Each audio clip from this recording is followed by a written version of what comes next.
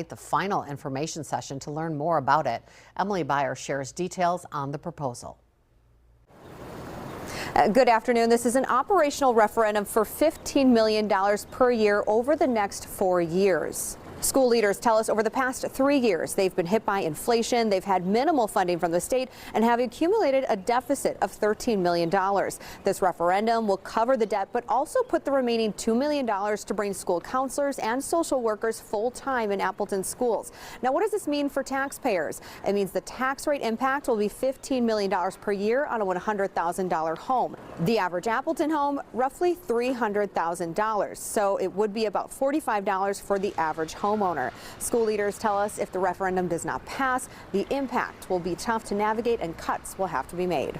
Our biggest concern is if the referendum does not pass and we have to cut $13 million from our budget next year, it's going to impact all areas of our schools. It'll impact areas like interventionists for students. It will impact paraprofessionals, certainly administrators, technology, co-curriculars. All of those areas outside of the actual classroom will be reduced to make sure that we meet budget next year.